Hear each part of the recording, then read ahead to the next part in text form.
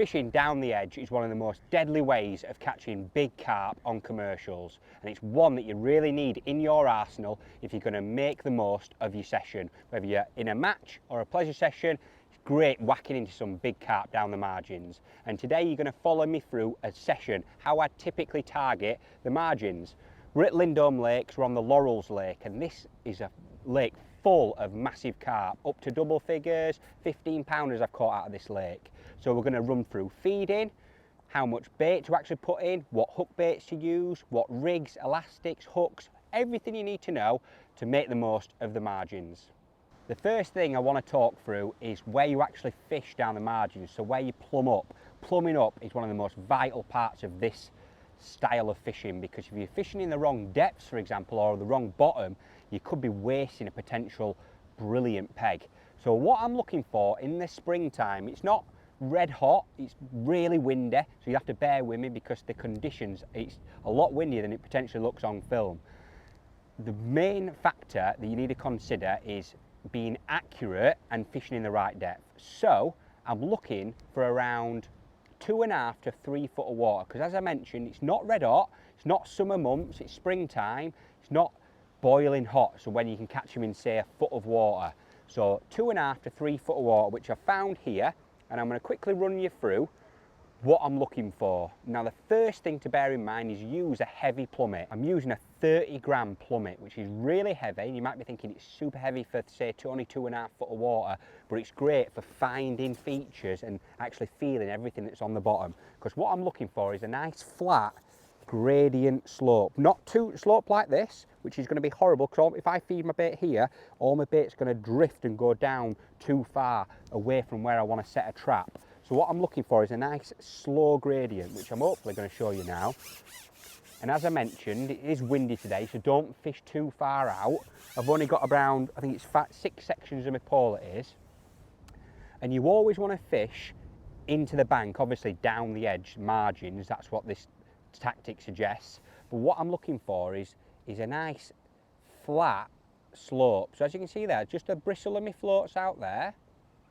I'm looking for a nice slow build up there. That's what I found. It's absolutely perfect. So it only changes around 1 inch or 2 from there to where I'm actually fishing. So that's where I'm going to fish, which I always like to have, say, 1 inch of my body of the float out of the water, so because I'm going to fish with maggots and corn, and I want my hook bait to stay nice and stable, because these big fish waft bait everywhere.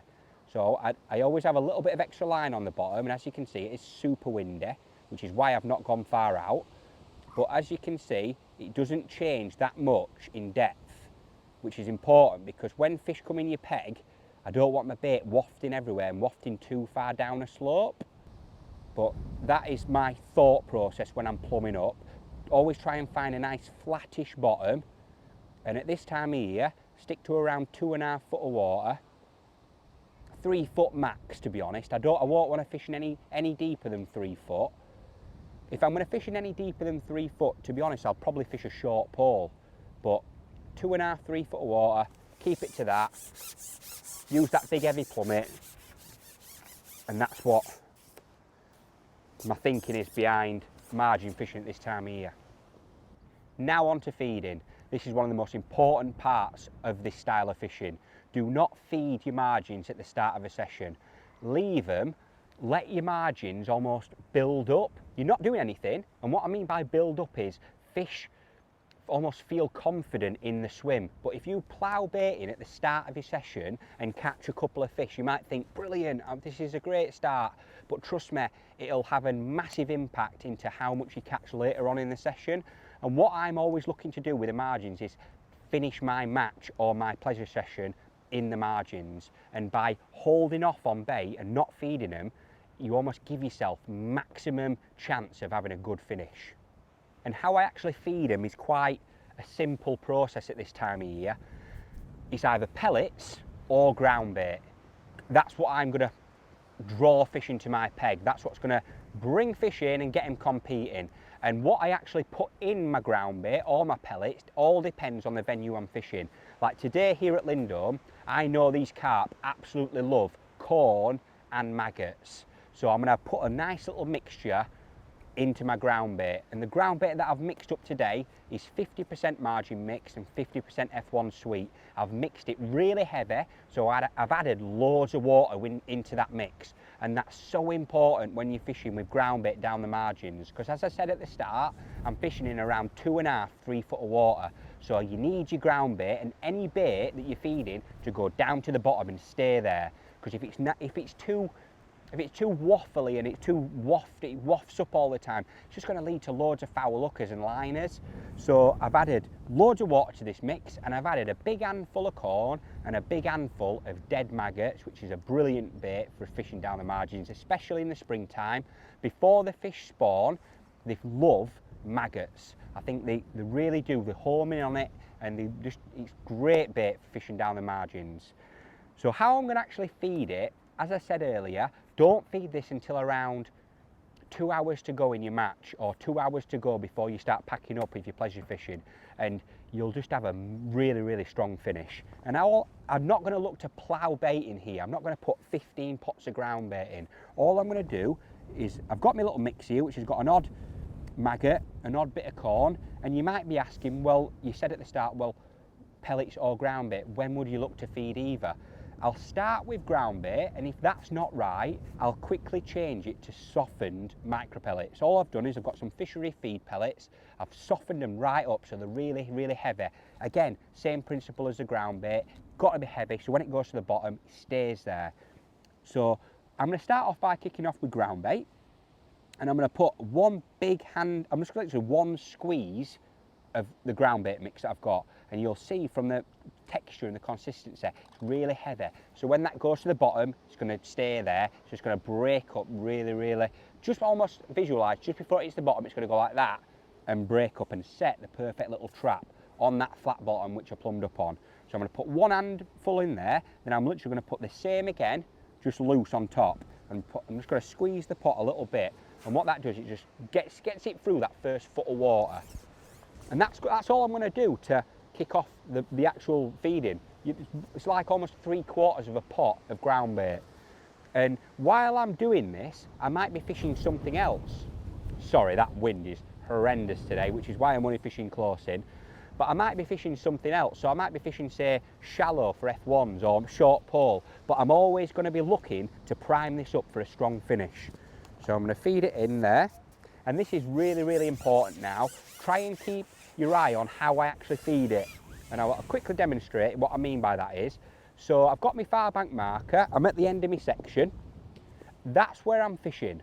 So my hook bait will be there, right? My hook bait's going to be there. That's where I'm going to be setting my trap and waiting for a bite. So what I'm going to do, I always like to feed around 8 inches further out into the lake onto that slope. Because what that does is it reduces the amount of liners you get. You don't get as many liners and you don't get as many foul hookers, because you've almost got to visualise the fish are coming out from the middle of this lake, coming into the margins, and the first thing they come to is the ground bait and that odd maggot and odd bit of corn, which is great, perfect. But if my hook bait is bang in the middle of them, when they attack that ball of ground bait, little parcel of ground bait, they could waft my hook bait everywhere and it doesn't set the perfect trap. So what I like to do is almost have my hook bait a little bit further up the slope, so it's right in front of the face but not right where they're feeding. So I'm going to pop my ground bait in around 6 inches I am today, because it's nice and flat, to the right of where I'm actually fishing. So as you can see, all that ground bait went dunk right to the bottom. So that's where I've fed and that's where I'm fishing. I've actually got the cameraman's tripod there, perfect for where I'm, my marker for where I'm feeding. And so I'm going to feed there, which is about an inch shallower than an inch deeper, sorry, than where I'm actually fishing, and I'm going to fish there. And that way I'm going to set the perfect trap, and I'm almost going to have a nice clean area where my hook bait is. And I've found that to be the best way to reduce the amount of foul hookers and liners you get. So in terms of feeding, all I'm going to do is, if this was a match scenario, I'd put my cupping kit down, I'd go out shallow, catch a few fish, F1s, anything, go short, and I'd have set my stopwatch, a little timer. I set it for 10 minutes, and as soon as 10 minutes is gone, I'd get another one-hander like this, and I put that in my cup and put it in the exact same spot, put my cupping kit back down, go out fish shallow, catch a few fish short, and then I'd set my stopwatch again for 5 minutes. So I'd be doing all that. So technically, I've rested my line, that margin line, for 15 minutes before I go on it. And as soon as that 5 minutes is up, I'd bring whatever's going on out there, unless it's absolutely solid out there. If it's absolutely solid out there, I'd carry on catching, but I'd always look to target the margins because, as I said at the start of the film, they're the biggest carp, the huge fish, and they can be potential match-winning edges. They can be unbelievable. So my 5 minutes is up on my stopwatch. I'd put another one-hander in, so I'd actually feed 3 times before I even put a rig out there. And what that does is it builds the fish's confidence. You haven't fed that line for ages, for literally 3 hours of your match or your pleasure session. You haven't fed it, and all of a sudden you've hit it with 3 one-hand, really powerful, impactful morsels of ground bait, which they absolutely love, or dead maggot. And when you go on it, trust me, it can be like a light switch. You can catch some massive carp and finish your match super strong. The timer's at 10 minutes, so I'm going to put a nice one-hander in, as I said. Nice soft, don't make it too hard, because I want it to break up as soon as it hits the bottom. So this is my second time feeding, and as I mentioned, I'll feed 3 times before I actually fish it. So I've got my marker, put my pole just on the surface of the water, pretty windy, try and be nice and accurate now, so I don't mind taking a bit of time. Perfect. You can almost see it all come out in one, you can feel it on your pole, it'll go whoosh. And that's why making the ground bait really heavy and dense is important, because what you want it to get to the bottom, especially when you're fishing in around 2.5 to 3 foot of water. It's got to get to the bottom. So now, get my stopwatch, 5 minutes as I said. I'm going to do something out in the middle of the lake, come back, as soon as that hits 5 minutes, and then it's margin time. Right then, time to get into it. As I said, I'm going to feed before I actually start fishing. So I've actually fed 3 times before I've even put a rig in the edge. And I think the fish's confidence will be built up really well. It's perfect timing of day. It's around about 2 o'clock, which I'll probably have around 2 hours left of a match, which would be brilliant. I'll be thinking now, yeah, this is the time I'm really gonna make the most of the margins, and you're gonna follow me through how I'd approach it. You might notice I haven't got a little pot on the end of the pole or anything like that. I don't like to feed with a pole pot unless I'm catching F1s. If I'm catching F1s and an odd carp, then I'll feed with a pole pot, because I don't like to have too much bait, as in quantity, when I'm fishing for F1s. So a pole pot allows me to feed little and often. But I know Laurel's Lake and I know there's some big carp in here, which is why I'm feeding with a big pot. So what I'm thinking I'm going to be doing while I'm fishing down the margins is catch a carp or catch a fish. As soon as I have, back in a nice one-handed ball of ground bait. It's not a ball, it's just a nice soft squeeze, as I said, to get it down. And the hook bait I'm going to start with is, I'm going to put, how many is that? 3, I'm going to put 5 dead maggots on, hook through the thin end. I'll run through all the rig and the hook and elastics and everything in a short while, but I'm keen to get down the margin and hopefully catch a great big one. So how I actually present the rig into the water, I'll drop it in well out to the right, like that, let my rig settle, so it's all on the bottom, and then I'll literally just drag it in super slow. Be careful now, because if there are any carp there, you don't want to drag it into the body of the fish. So I've got my marker there, which is around that stick in the bank, which I told you about. And now all I'm going to do is I'm going to step my stopwatch. I always like to use a stopwatch, if I'm honest. A bit like feedering, it just gives you a bit of an idea about bite times and stuff like that. And also it means that you're not wasting too much time. Like if my stopwatch set here, and if it's 20 minutes and I haven't had a bite or an indication down the edge, it tells me that I'm not going to catch properly down the edge. And that can happen on certain days, but you need to have the margins in your arsenal, because as I said throughout the whole film, it's such a great way of catching big carp. And you only need, say, 6 fish down. That's liner, indication. See that indication there? That's a brilliant sign. This is genuinely the first time I've gone down there throughout the day. And what I'm waiting for, bite-wise, is a proper whack under. Don't be tempted to strike at them liners, them slow little pulls. You need to wait for a proper positive bite. Literally whacks the whole float under a million miles an hour. That's what you're looking for. Don't be tempted to strike at anything else other than that. You'll just run your risk of getting a, foul looking a carp. If you're striking into them liners, you'll just end up playing fish for ages, and most of the time they come off when you foul hook them. But when you actually hook them in the mouth, a lot easier to play, a lot easier to land. I'm getting a lot of indications here, so my float's bouncing around everywhere. It might be because of the wind, but that's why I've chose of obviously fishing in the margins, and I'm fishing up on that slope. And what'll happen is the wind's naturally pushing my float to my left, but I like that because it's going to push my hook bait and my rig up the slope, which means my hook bait's going to be on the bottom, and when a fish does pick up my hook bait, it's going to be a really clean bite, so it should just whack under straight away. So I'm getting a few indications here. My thinking is, I'm not sure there's a load of carp there yet, which is fine. It's fine, and that's why having that stopwatch set is important, because I don't want to waste 15 minutes down this edge. If it doesn't go under within, say, 5 minutes, I'm going to come off it, feed it again, and do something out in the main body of the lake. But you need to really think about your timings, because you don't want to waste too much time down a margin. The worst thing you can do is keep fishing on a swim like this when you're trying to build the fish's confidence up. So if you're wanting the fish to come in and feed aggressively and compete, sometimes the worst thing that you can do is having a rig in the water. They know it's there and they're harder to catch.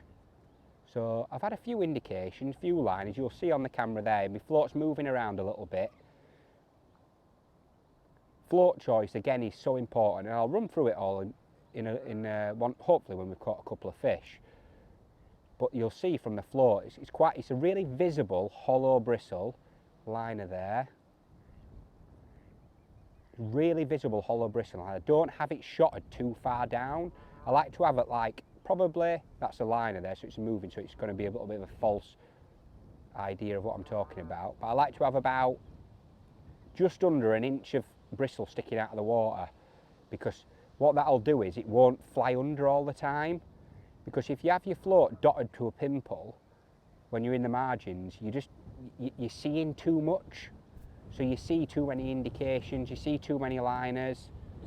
That's a slow indication. Definite liners, this. Definitely. Which is good. I'm glad.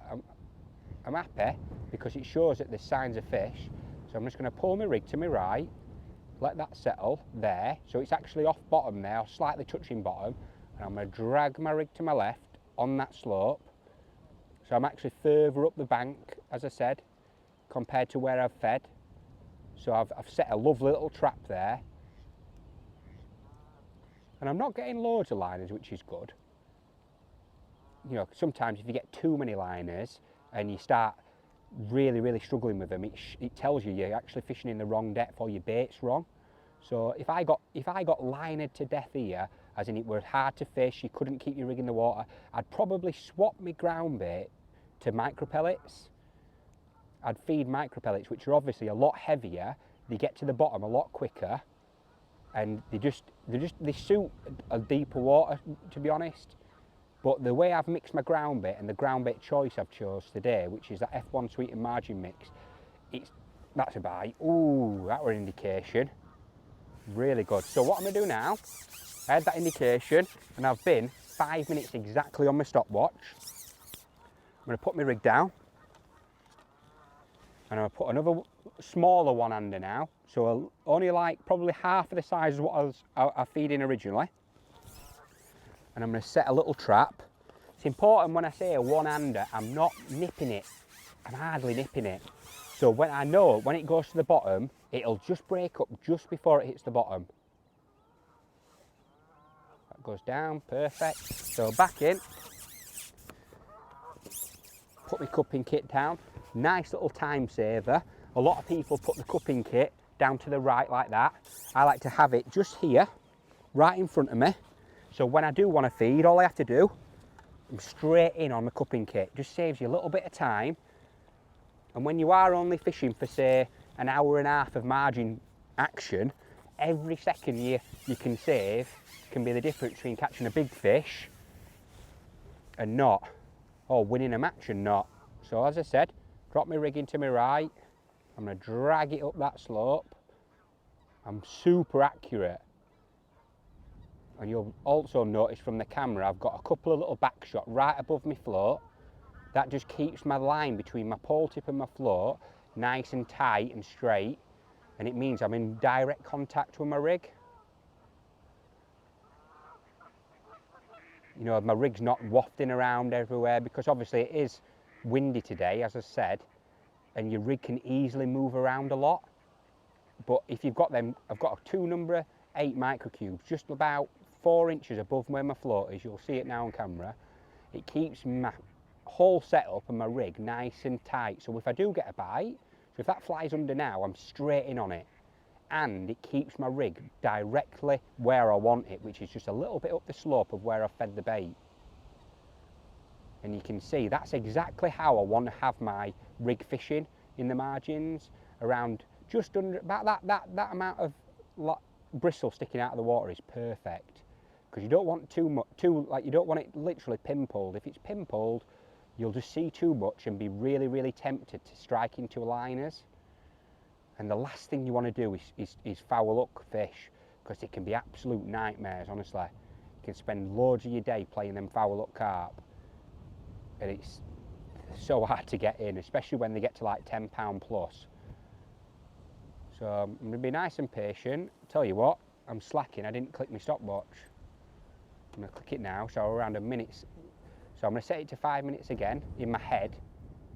And if I don't get a bite actually hooking into a carp in the next 5 minutes, I'll come off it, feed that little squeeze ball of ground bait and set another little trap. But you've always got to be thinking about building this up.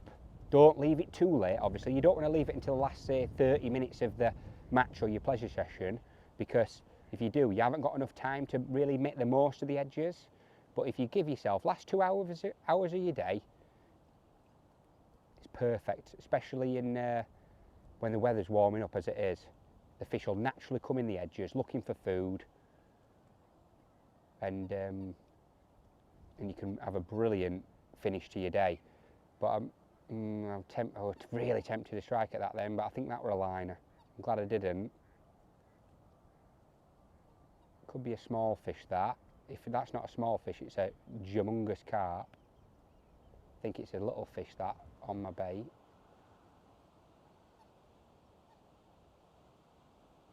It's always great whacking into your first one as well. I love it. Sometimes the whole water erupts when you whack into these massive carp, and it's brilliant.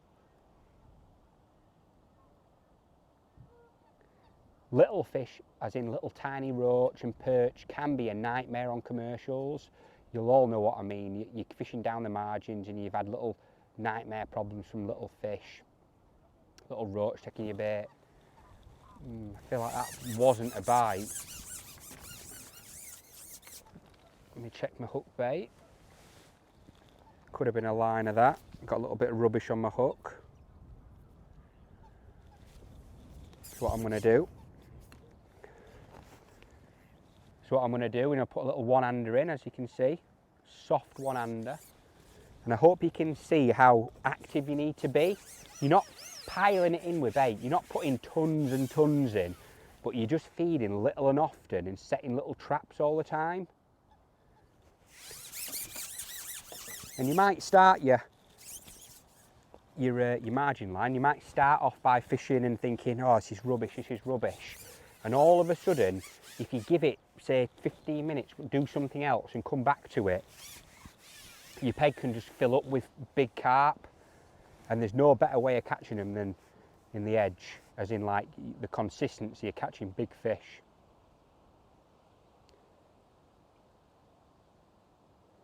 There we go. Set the nice trap again. And you do have to be patient, but I think a lot of it is timings. When them carp want to be in the edge and want to feed, you need to be on it. Like I feel like there's the more I'm feeding, like regular, little and often, I feel like there's more fish coming in my peg. Like I'm instantly getting indications on my float, which tells me that were a proper bite. I'm surprised I haven't hooked into a carp yet, to be honest, because I've had 2 proper bites. They could be F1s. There's loads of big F1s in this lake as well. But most of the time, when you do get a proper bite, they're on. So the 2 bites that I've said that I've had, they could just be liners. But I'm just going to give it another 2-3 minutes. If it doesn't go under with a proper carp or a bigger fish, I'll leave it for another 10 minutes. As I said, there's no point just hammering it, because sometimes you do more harm than good. But I'm setting a nice trap here, my rig's fishing perfectly. Now it's just a carp, just need to play ball. So first fish in the margins, doesn't feel like a carp. Feels like a big F1, I'm saying. There's some massive F1s here in Laurels. To be honest, the whole of Lindholme, there's tons of big F1s.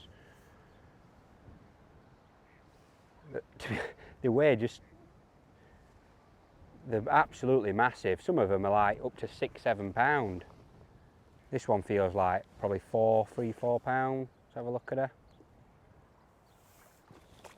Yeah, 3 pound, I think she is. Nice start. Obviously not the massive carp which we were hoping, but we've only been fishing down there for around 10 minutes. So it's a start. Hold her up for you. But you know, it doesn't take long to build a weight, even with fish like this. That's like 3 pound. Very, very heavy fish, big weight builders. I'm gonna pop her back. It's a nice start.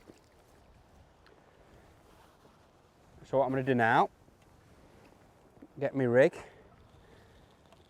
just put it down there like that, cupping kits to hand, one-handed ball of ground bait. I keep saying ball, it's not a ball, it's like a little squeeze nip. Feed that in. That's my thinking behind it all. Feed one of these after every fish. Really get that competition going. Super accurate. And all of a sudden you'll just keep building and building and building the peg up. And you could have a potential match-winning finish. So I'm going to put, say, again, I caught that on 5 dead maggots.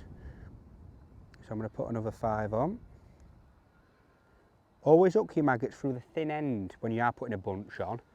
Just means that you've got a nice big amount of hook point showing. So when you do get a bite, you've got really maximum chance of getting that hook point in the fish. If you hook them through the thicker end, you just have a lot less hook point showing, which I don't like, to be honest. I want to make sure that I've got everything in my favour, so when it does go under, I get a nice clean hook hold. So I'm going to set my stopwatch again. That bite came at 3 minutes then, which tells me that, you know, there's not a load of fish down there right now, because I'm getting a lot of indications, but I do genuinely think it's a bit early in the session to catch the carp properly. You might only get 30 minutes, 45 minutes of catching the real big carp, because They don't come in until really late on in a session.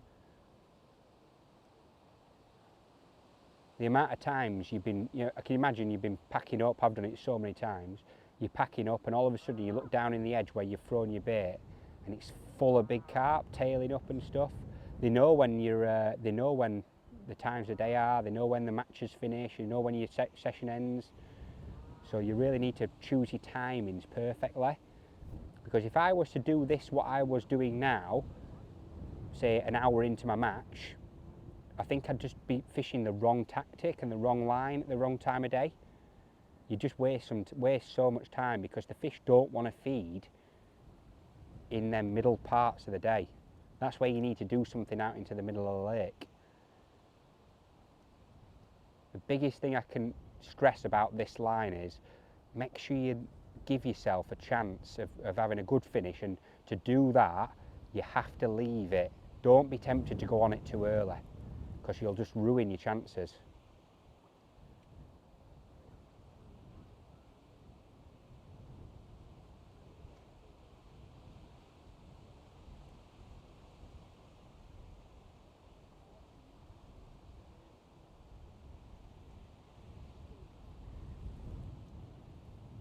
Indication there.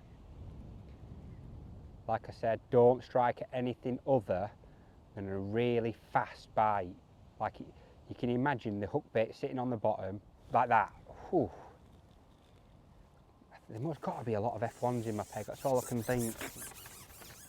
Because there's no little fish, I'm not getting bothered by little fish. I'm going to change my feeding up slightly. I'm going to put 4 or 5 bits of corn in. I'm going to put a little soft one-hander of micro pellets. Might be a bit early to be fishing ground bait because it's not a warm day.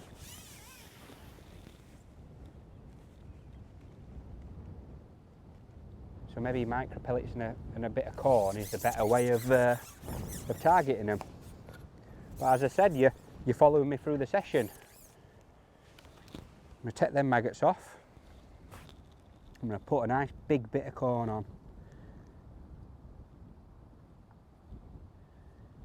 Nice big visual bit of corn, little pile of micro pellets. Might be the better way today, but we'll try it. That's why having both with you is so important. You've got to have ground bait and some really over-wetted micros, because that can be just as effective as ground bait. But it's all about picking the right one on each given day, because certain days they're absolutely ravenous for ground bait. But on other days when it is a bit cooler, I mean, we have got a wind blowing in, but it's not a warm wind, it's quite nippy to be honest, which means that maybe a bit of, it's more negative in a way, because I'm only feeding a few bits of corn and an odd bit of and like a little ball of micros, but that can sometimes be a difference between catching and not. But we'll see. I'm going to wait. I've had a few fast, sharp, jaggy bites, but if I'm honest, I don't feel like I've had a load of carp in my peg, as I've said a couple of times now. So, set that stopwatch again. Again, you don't want to waste too much time down your margins. If it's not happening, come off them, do something out into the main part of the lake, but always have them up your sleeve and keep feeding them, because you might only get, like I said, 30 minutes, 45 minutes of catching down here, but if you catch 5 big carp, it could be £50. The fish in here are double figure fish. There's lots of them, they're huge, even bigger to be fair, and a lot of commercials are the same up and down the country. You take Larford and stuff like that, it's the same principles apply. Whenever you're fishing for big carp down the margins, just hold off on feeding them. Don't go down there too early, and you'll definitely have a stronger finish. But micro pellets are brilliant, for when it's a bit deeper water and when you feel like you're getting loads of liners with ground bait. Micro pellets can be great to feed down the edge, but they definitely don't bring in as many fish as ground bait does. Ground bait's so good for bringing lots of fish in. And one thing I've learned is when you have got a lot of fish in your peg, I think they're easier to catch.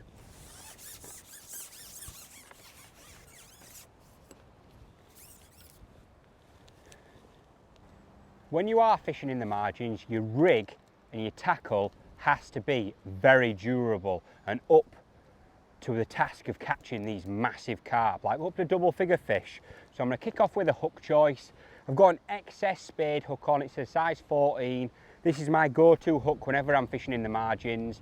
It's got a nice big gape on it and a super long point, which is important because I like to have a long hook point, because most of the time you're fishing with a big hook bait, worms, maggots, corn. So a nice big long point, super sharp, and it's very, very strong. Hook length choice is 0.17 N gauge, it's 6 inches long. I like a 6-inch hook length for carp. I always have fished 6-inch hook lengths. I've messed around with shorter ones. If I was fishing in, say, 2 foot of water or less than 2 foot, I'd probably drop that hook length down to, say, 4-inch just to suit the depth of water. But onto the actual main line, I've got 0.19 N gauge, so a little bit stepped up. Very, very heavy duty line. Won't let you down. 0.19, don't go below that whenever you're fishing in the edge. They're just too big a fish. And I've always got the option of stepping up my hook length choice then. So I always like to fish with a slightly lighter hook length to my main line, just to give me an option of going up if I have to. And I've bulk wise, I've literally got a bulk right next to the loop-to-loop connection. Got a little bulk, I don't know how many there, 3, 6, 9 number 8 micro shot, because I've got a 0.6 JL on. It's a nice heavy duty float. It's got a round body which is going to sit nice and stable in these sort of conditions, and usually whenever you're fishing in the edge you get lots of liners and indications, so I like a nice stable big float. 0.6 for only 2.5 foot of water is, you might be thinking, it's super heavy. It weighs that hook bait down, keeps your rig nice and stable right over your feed. And the actual float, let's run through a little bit of the components. I've already mentioned about bristle choice. Use a nice really bright thick hollow bristle. It's not going to fly under all the time with liners. It's going to sit there nice and proud off the water. I shot it to around 1 inch of bristle showing, so as soon as I get a proper positive indication a fish has picked up my hook bait, it'll shoot under. Don't strike at too many liners, that's one thing I will stress. It's got a really strong fiberglass stem as well. Important when you're carp fishing, you don't want your float to let you down. To be honest, you'll see from all of my gear, it's really heavy duty. It's like stepped up, which is important when you're fishing for these massive fish. And I've got around 1 foot of line between my float and my connector, and I've literally got 2 number 8 microcubes there just to act as a back shot. Keeps your hook bait and your rig stable right over your loose feed where your trap set. And then elastic choice, I've got black hydro. I'm not messing around, these are big fish. I want to try and get them in nice and quickly and get them under control.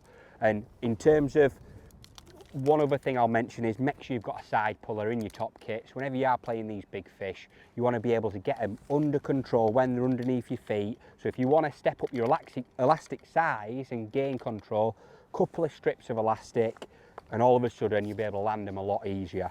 But that's the hardware. Don't mess around, don't go too light when you're fishing in the edge. These are big fish and you need to be ready for them.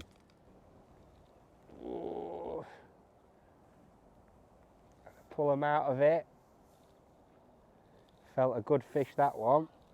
I think this is his first carp of the day, gang. Doesn't feel a big 10-pounder, but by the looks of the swirls, it's definitely a big fish.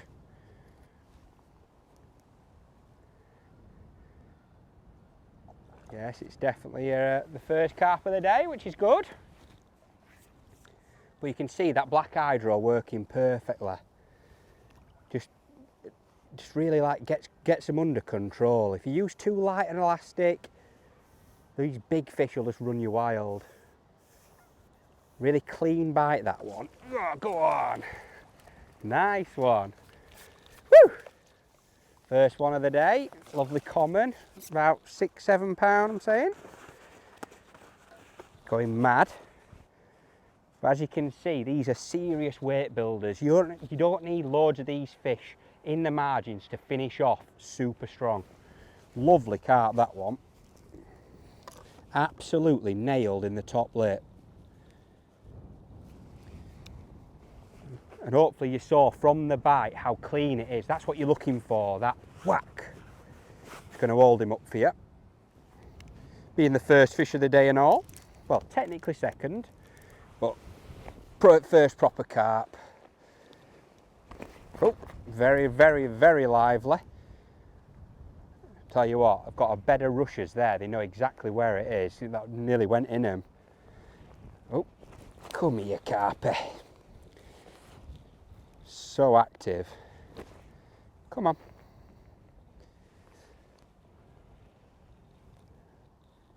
Lovely. A few more of these will do. So nice common that to kick off the edge session, really. First time I've really felt like it's feeling a little bit warmer as well, and it's later on in the day, it's feeling more carpy. And one thing I'll say that I did to actually catch that, I really believe, is I've upped the amount of dead maggots in my ground bait. So as you'll see from that, I've got quite a lot of dead maggots in my mix now, and I think that's important because when it is this time of day and the fish are really getting on the feed, the amount of particles in your peg sometimes is important, and I feel like having that amount of dead maggots, I've stepped it up a bit, has definitely brought in some bigger fish. Pop it in. I love that ground bait. It just goes down in a wanner. It's like whoosh, down. Very important when you're fishing in this depth of water. And you can see how quick you are. I've already got my hook bait on. Got 6 dead maggots on now. I'm straight in on it.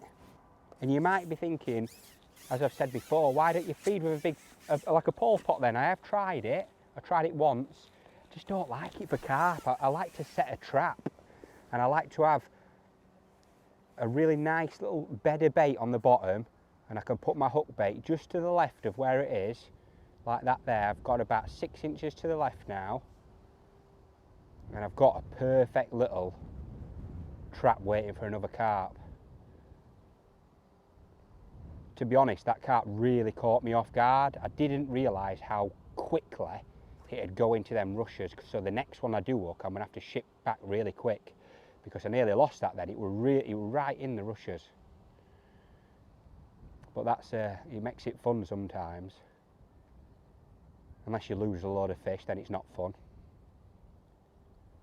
But I've got a lovely trap here now, and it definitely feels more fishy. A little bit warmer, the wind's dying off a little bit. And I feel like it's just going to get stronger and stronger. You'll be able to see from the float and how accurate you can be.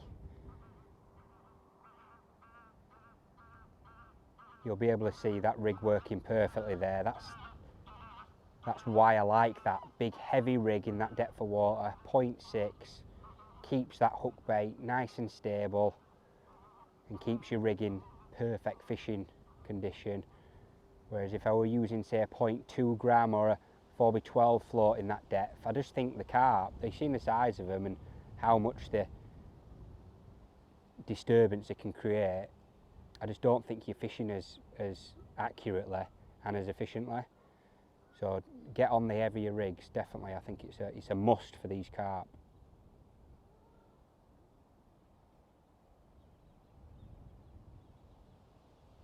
And I really like the fact that I've not had any silverfish, little tiny fish, because they can be a nightmare, especially when you're fishing maggots.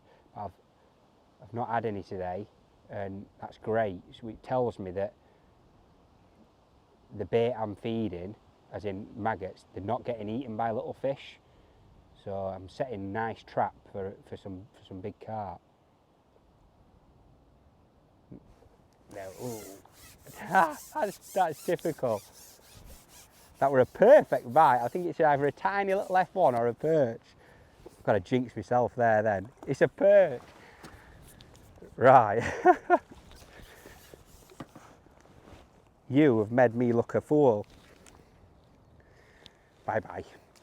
Little burglar, burgling me maggots. So, I'm going to repeat the process now. Those maggots are fine actually. I'm going to drop that down. Another quantity of ground bait. I'm going to put a few bits of corn in now. Just need to keep mixing it up a little bit, because I can always put a piece of corn on. So say if I do get another perch after that one, or if I feel like maggots isn't quite right, don't be afraid of slipping a piece of corn on. Get a piece of corn on, even 2 pieces if you're feeling brave. And if you're feeling mental, put 3 on. But I haven't really ever put 3 on. But I'm going to try maggots again. He's nicked one of my maggots. Old Barry. So back in, set another little trap.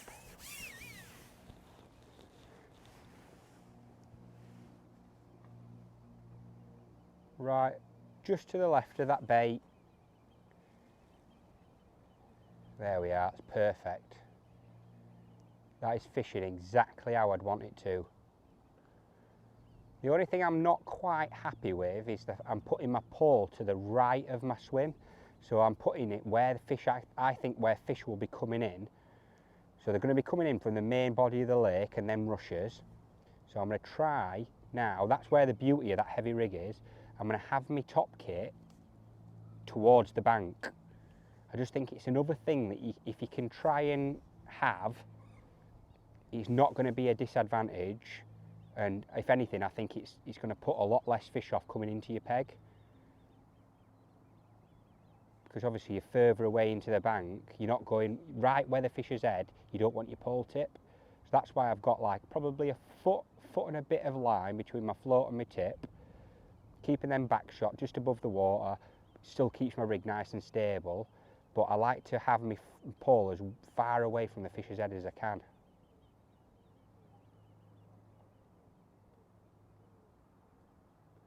Conditions allowing, obviously, the wind's quite tricky, so it's pushing my float a little bit further left than what I'd like it to. But it's fishing lovely that now, I can't grumble at that. Now it's just a case of waiting.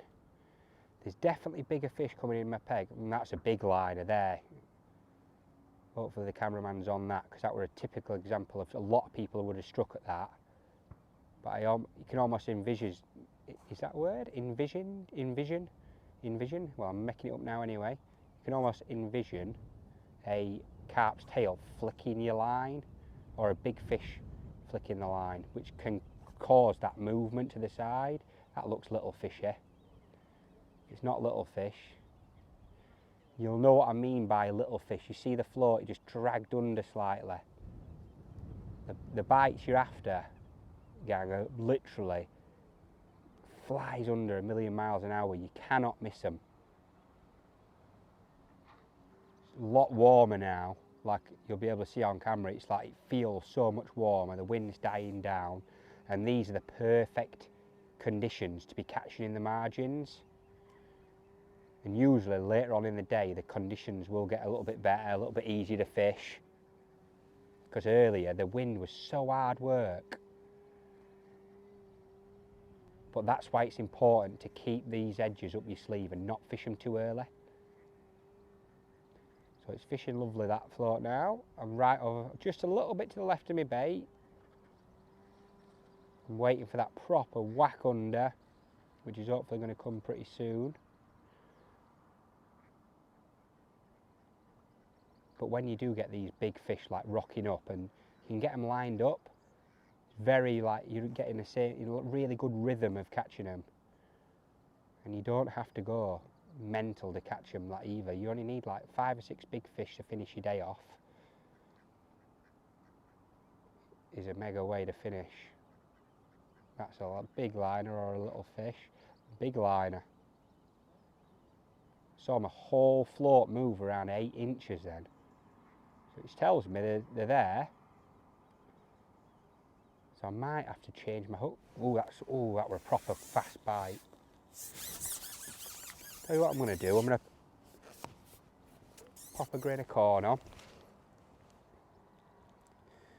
See if they're picking out corn a little bit more selectively.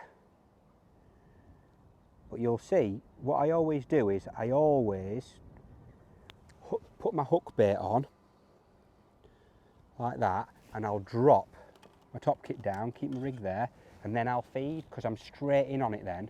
So I'm going to cut back on a little bit on the ground bait. A few grains of corn in the pot. Strip her out, set that trap again. Whenever I do get a big bite like that, which I think is, yeah, that's definitely a bite, definitely an indication, I think the bait and the trap that I've set has been disturbed. So I'll always come back in, reset that trap again. It's almost like you're fishing a method feeder or a hybrid feeder. You're setting that trap again. So as you can see, I've already got my hook bait on. Really keeps me quick and efficient. I've got maximum fishing time then, because these big fish, they can come straight in on that bait and wipe you out, wipe that little trap out before you even seen anything.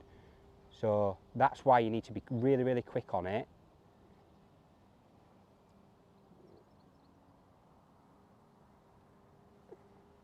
Hook would have caught on something there then. Right, it's fishing lovely that now. Come on, let's have you. Big carp. I'm getting quite a few liners now in around 2.5, 3 foot of water. And the sun's out, and I genuinely think they'll be in shallower water, because when you are getting a lot of liners indications and you're not actually catching a lot of fish, I mean, I've had that one carp and that F1, but I feel like it could be a lot better. So I'm going to plumb up again. I'm going to literally found 2 foot of water. I think that'll be absolutely perfect. And I'm going to go slightly further into the bank. Just the end of my section again, slightly further into the bank.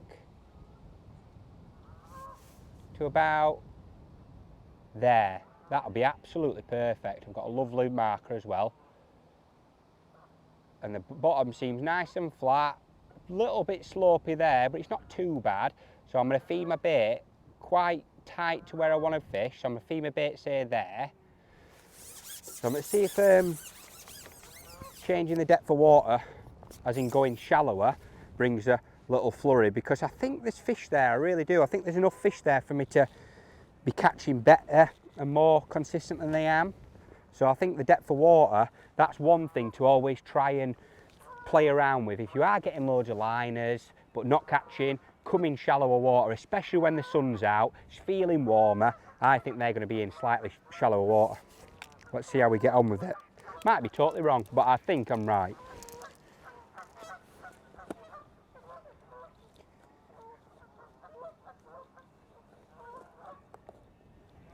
So all I'm going to do, half a pot of ground bait, odd dead maggot in there. I'm not going to plough too many particles in there just now. I'm going to put half a pot of ground bait in first, and then add particles if I feel like that's right. So I'm going to pop it in there. Lovely.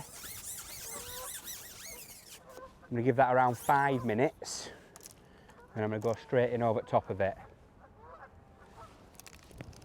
Get my hook bait ready.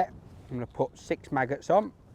Nice big visual hook bait.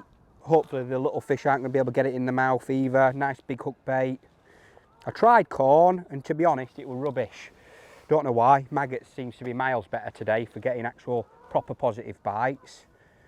So we'll give it 5 minutes, and then we'll have a go in that shallow water.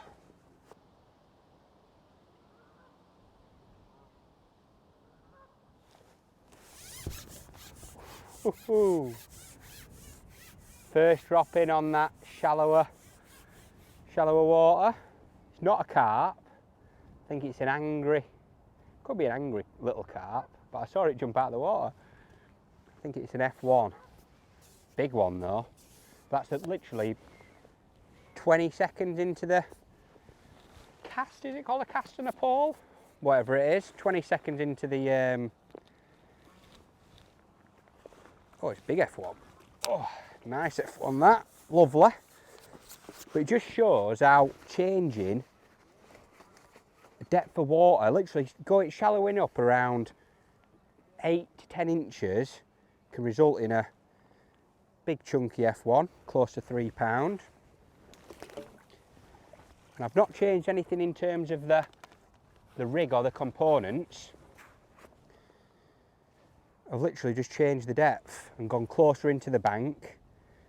Sometimes you can be fishing in the wrong depth, like you can spend ages fishing in the wrong depth, and my advice would be don't be afraid of changing where you're fishing in the margin in terms of the depth of water, because it can be the difference between catching a big weight of fish in the edge and not.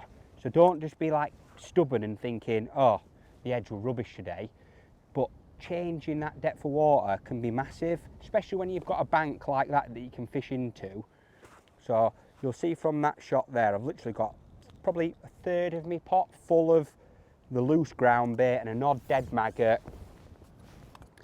And when I am fishing in slightly shallower water, I won't nip my ground bait, so I won't put any ground bait nipped up. I'll just put it in loose, because you'll see now when I drop it in, it'll go down in like a wanner, like whoosh, straight down. And when you can do that when you're fishing in slightly shallower water. So anywhere like say 2 foot and shallower, I'll put it in loose. 2 foot and like 2.5 foot and above, I'll put it in like literally a one nip like that, just so it gets down and a little bit more consistently. So let's see what happens now. But I was really happy with that, to be honest. It's a good sign. So I'm just going to literally drag my float right into that bank, let it settle, and I'm fishing right over that little loose of ground bait and maggots. My landing net's going to blow away because wind has been a nightmare today, to be honest. Made everything a bit trickier, but again, that's why I don't go too far down your margins. If I'm honest, I don't like to go too far down my edge anyway, because I feel like you're not that efficient. You can't be quick. So I won't be fishing 13, 14.5 metres down my edge, because I feel like you're just a bit slow with it. As I've said throughout this whole film, you need to make the most of that last 2 hours of your day. So don't go too far, because you'll just waste time shipping in and out. And you can't be accurate where you've put your rig and stuff like that. Everything gets a little bit harder when you go further down if you go further down the bank.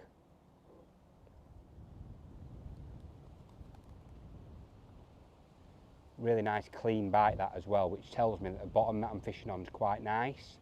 Sometimes if you're getting a lot of liners and indications and potential foul lookers, it could be because the bottom you're fishing on is not that nice in terms of flat, and could have little bits of rubbish on the bottom, little bits of stone and stuff like that. So that were a really clean bite, like that, perfect.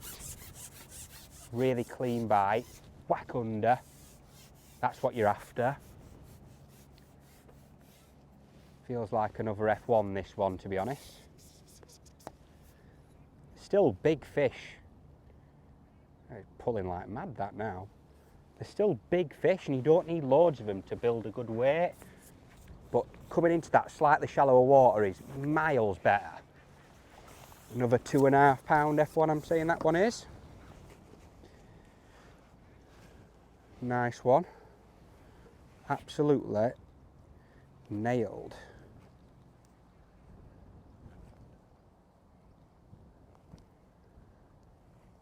I need my discorder on him. Should have got the discorder ready. Bad angling police will be after me. There we go. Lovely F1. Pop her back.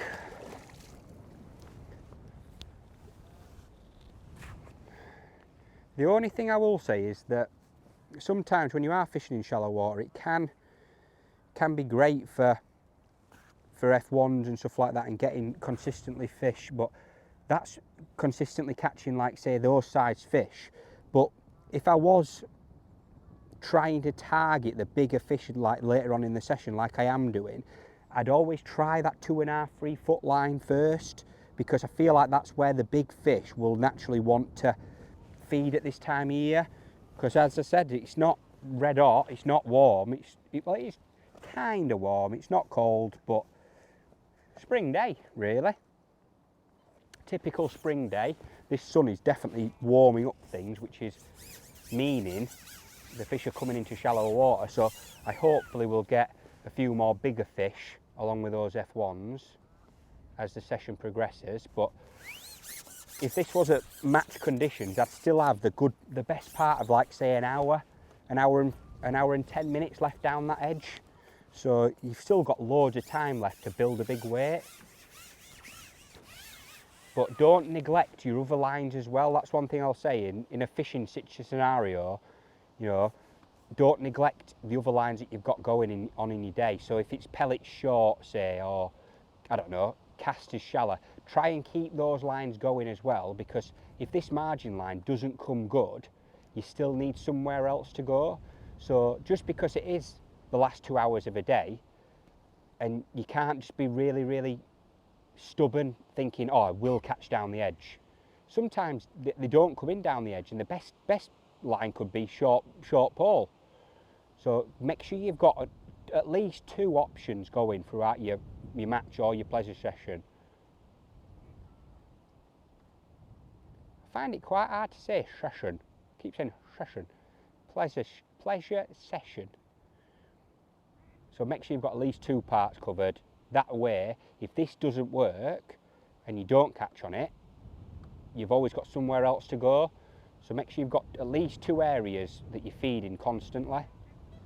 But you cannot neglect this edge, because when the fishing is like, it does kick on down the edge, it's unbeatable because of the size of fish.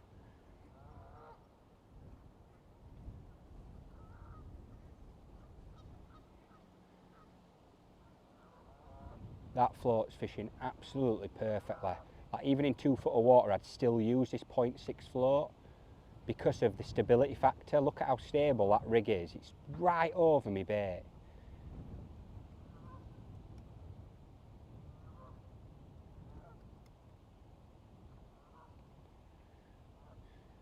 I like the fact that sun's on the bank. I think it'll be warming up that water. And the ground bait definitely seems to be the best way of bringing fish into my peg and keeping them there. I think the best, to be honest, I think the best way of catching down the margins is to get a lot of fish in your peg, because that way they slip up.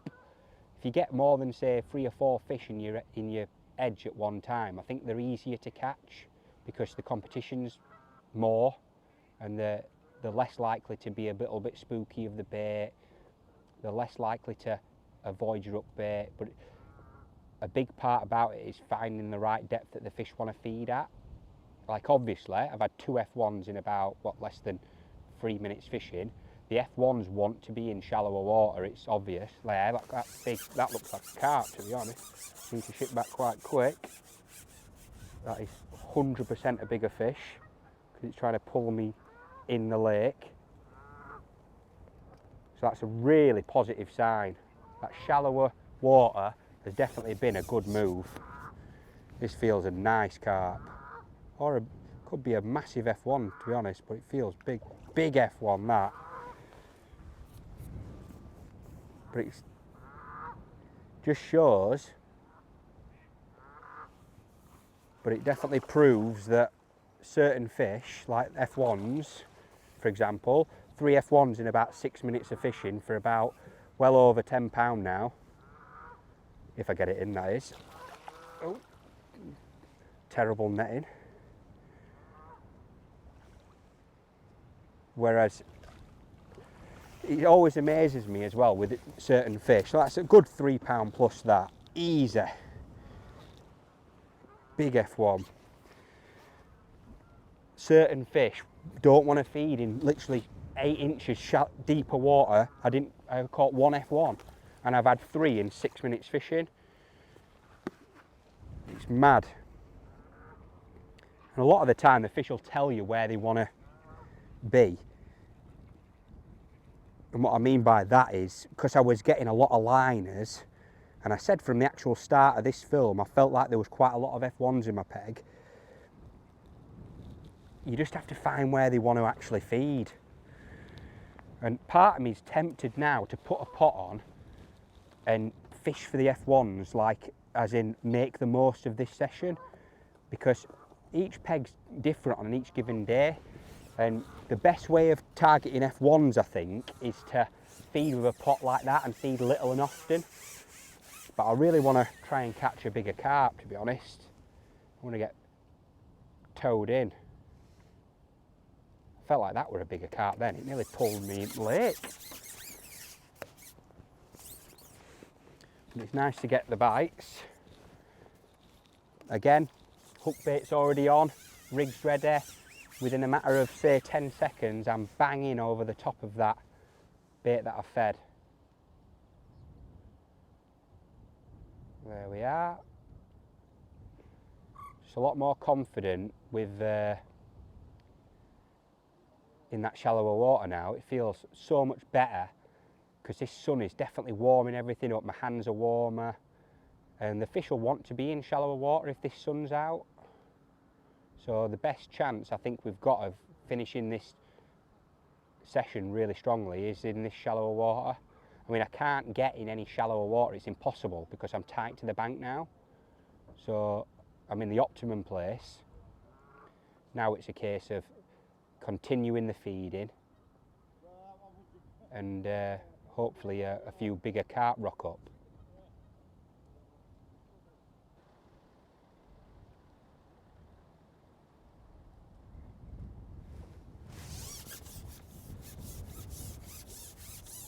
Another F1 I reckon this is, gang. Feels a decent F1. They all are big fish, to be fair.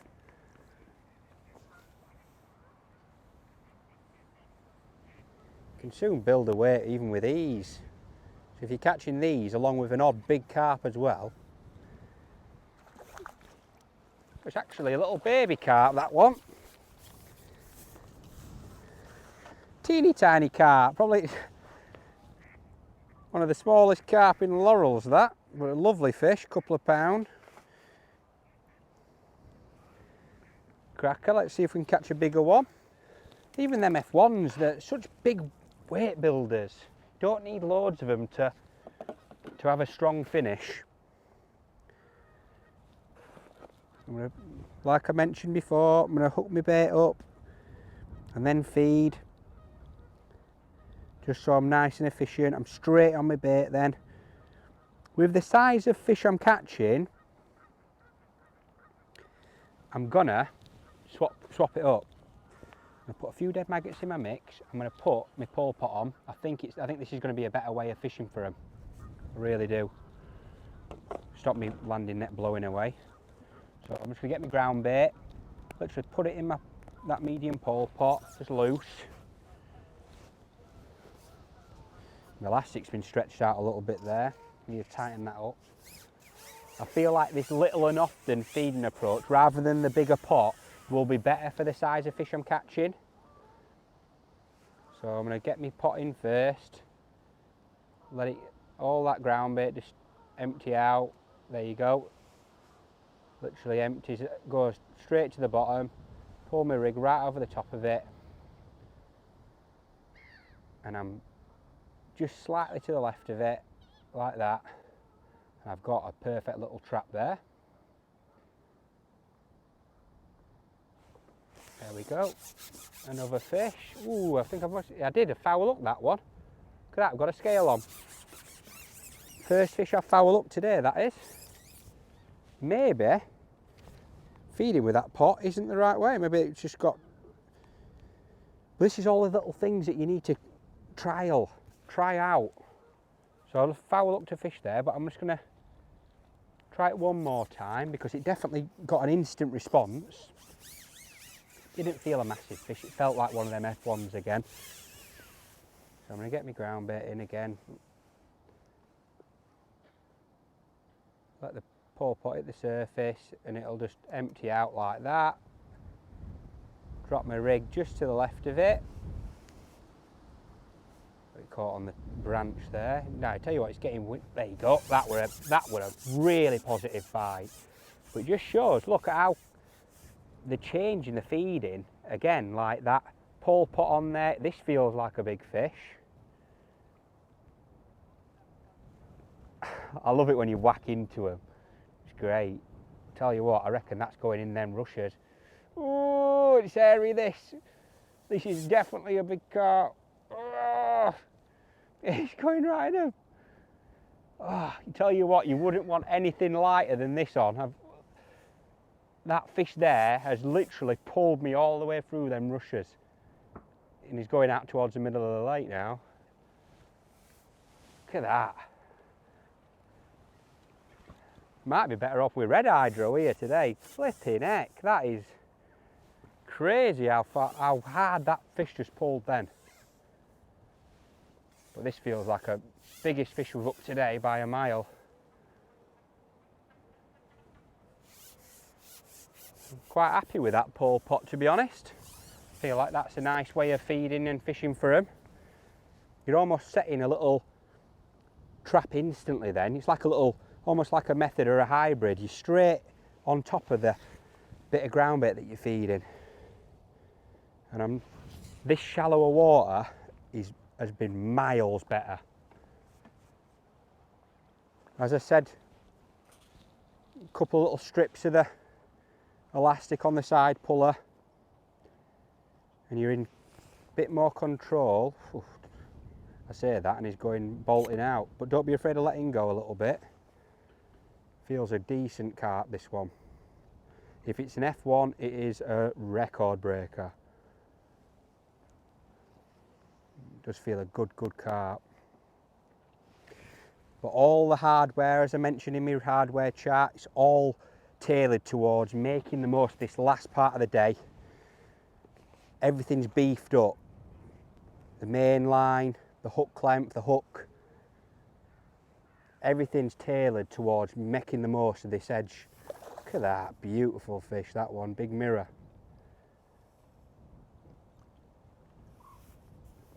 There she is. Big mirror dressed as a common. I have been terrible at picking my fish out. That's a lovely carp. Oh, got to be £8 plus, that one. Absolutely nailed. Lovely fish. Very happy with that feeding approach, that shallower water. Ooh, good catch, nearly got out there. With that ground bait, maggots. Come here.